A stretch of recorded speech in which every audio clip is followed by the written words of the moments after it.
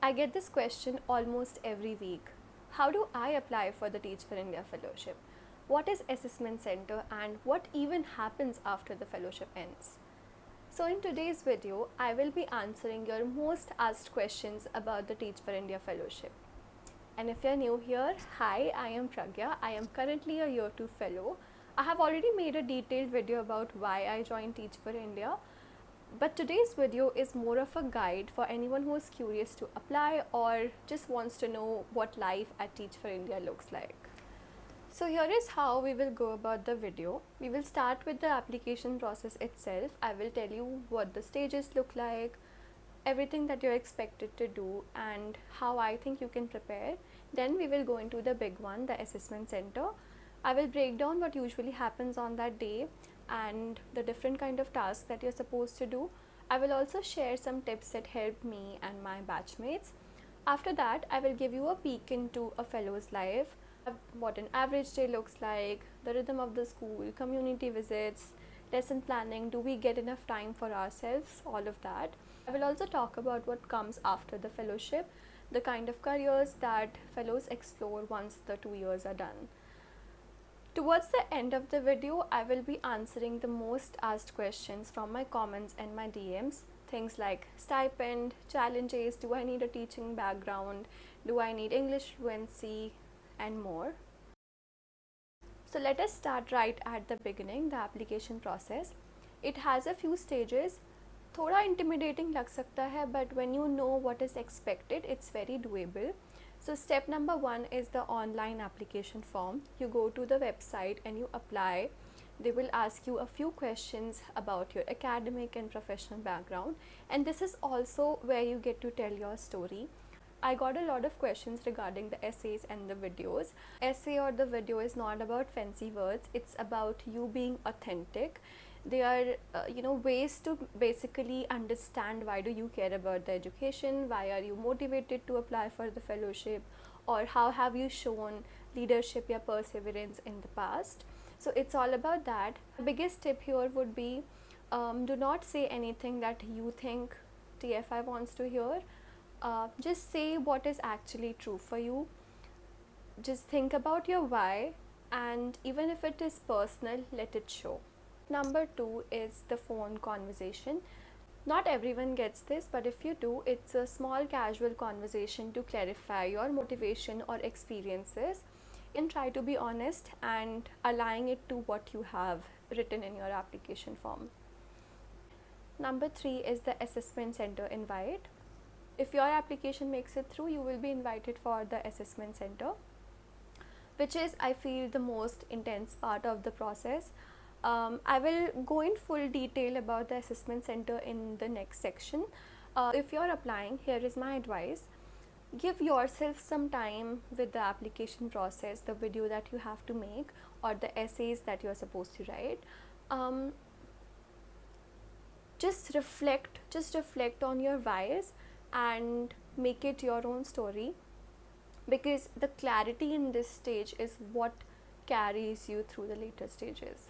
Now let us talk about the big one, the assessment center. This is usually a full day process.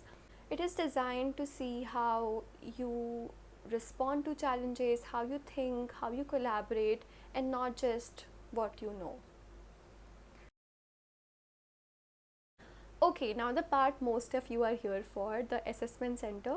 And if you have been invited, congratulations, it is already a big step. Now let us talk about everything you need to prepare beforehand and what usually happens on that day. A lot of people underestimate this stage, and I think it really makes a huge difference. So अगर आपको lesson plan submit करने को बोला है, do not wait until the last minute, do it timely. And even while you're preparing the lesson plan, just think about, why am I teaching this, and what is one objective that I want my students to walk away with. You should also know कि बच्चे क्या सीखेंगे after you have taught this. Again, keep this objective very simple, क्योंकि बस 5 minute का demo होता है. So you should just keep it very simple, something like, by the end of the class, my students will identify what a noun is. So be very clear with the objective. What is it that your students will be walking away with? Once you have prepared the lesson plan, practice your teaching demo before you go for the assessment center. Maybe with a friend, maybe शीशे के सामने देखकर पढ़ा लो, and just notice how you're speaking. Am I going very fast? Is it too slow? What is the pace? Will I be able to engage with my students like that? So एक दो बार practice कर लो. तो assessment centre के दिन सबसे पहले there is a group activity और a case discussion. Here you will be solving a case or discussing a scenario in a group. Again, what they're looking for is not what you know, but how you are interacting in the group. So if you are somebody who talks a lot, maybe pause and invite others to speak in. If you are somebody who is usually quiet, then push yourself to contribute early. A good tip here would be to summarize what has been said and then add your points, because it shows that you've been listening and also you taking the leadership. While you're preparing for the assessment center, just reflect on this. How do I interact in a group setting? Do I tend to talk more or do I usually fade in the background? Just know that, because it will help you keep the balance during the group discussions. The second thing is the teaching demo, where you have to deliver the 5-minute ka lesson that you have prepared. I feel a lot of people stress about this one, but just remember that this is not where you are supposed to be a polished teacher. What they are looking for is how you are explaining. Is it engaging? Is it interactive?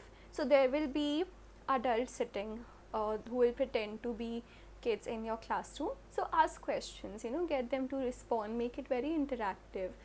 Again, the objective of the class should be very clear and very simple. Why are you teaching? And just make it fun. For example, if you're teaching nouns, maybe you can ask the students to just look around and point at all the nouns that they can see in the classroom.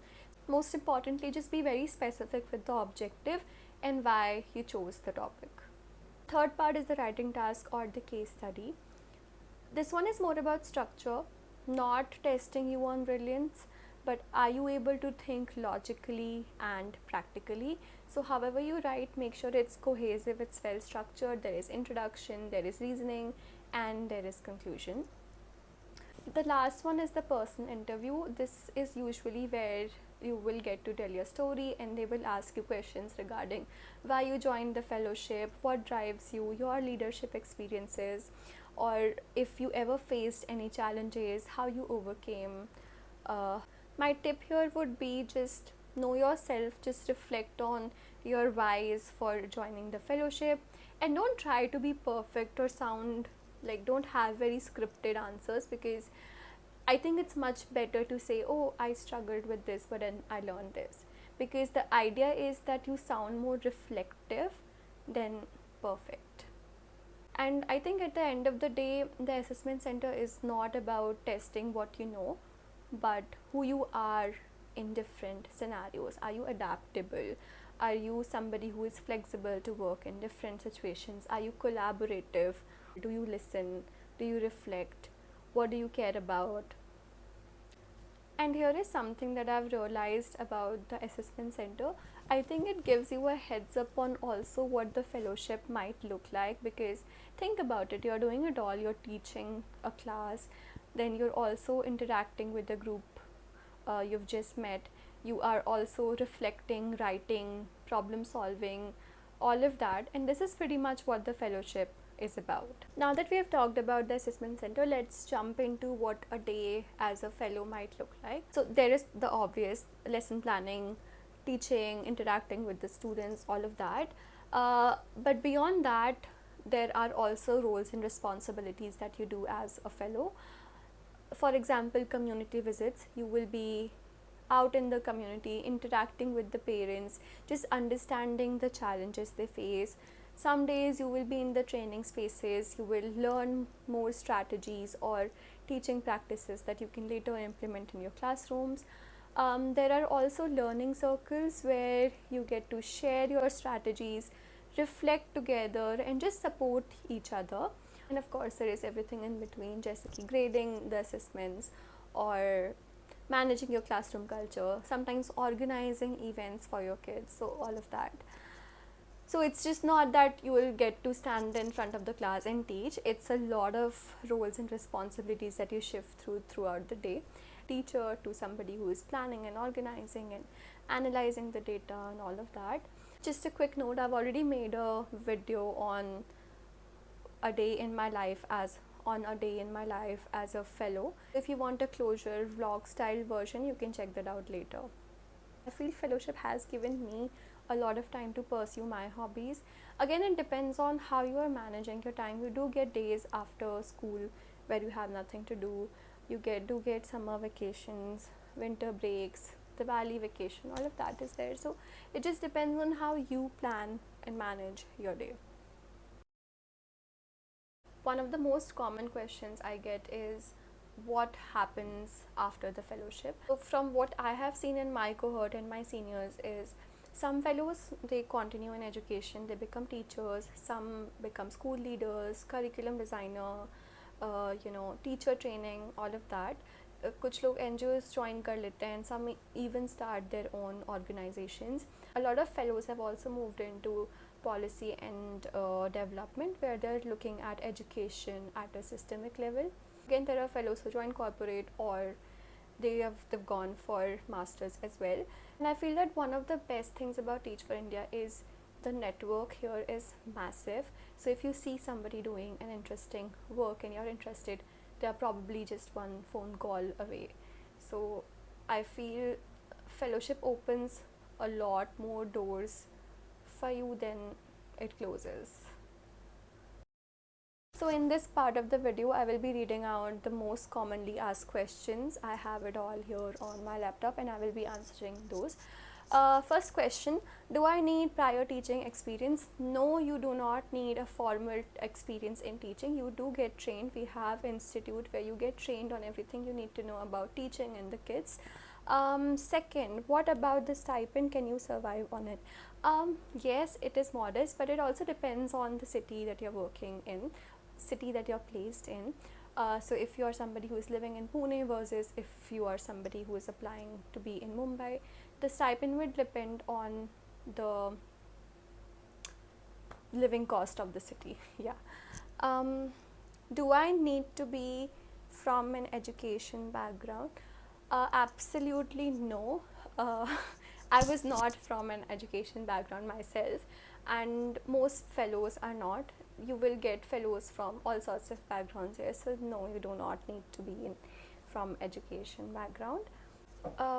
Can I do the fellowship if I am also preparing for exams like UPSC, CAT, etc.? So I get this question a lot in my comments and in my DMs, and I feel fellowship is a bit demanding because you do have school, and after that you have training spaces, then you have to do community visits, lesson plan, all of that, and sometimes it might feel too much.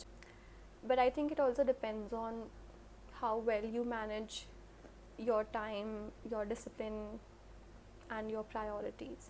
Another question that I get asked a lot is, do I need to be fluent in English, or is English a requirement for the fellowship? Yes, some level of English proficiency is required because आपका application, assessment, even the training that happens in the institute, वो सब English में ही होता है. Plus the schools that you get placed in, उनका भी medium of instruction most of the time is English only. But again, it's not that you have to know fancy words and all of that. It's just, can you communicate? Can you put your ideas clearly? I think that is what matters. Last question, what is the hardest part of the fellowship? I think the hardest part of the fellowship would be balancing everything, because so teaching is just one part, then there is lesson plan, grading, there is classroom management, culture, trainings and all of that. So balancing it all together could be the hardest part of it all. But I think 6 महीने के बाद it gets much better. So those were the questions that I get to see again and again in my comments and DMs. I hope this video gave you some clarity, and if you have more questions, just drop them down in the comments below. I will try to answer them as much as I can, or maybe make a part 2 if required. See you again very soon. Bye bye. All the best.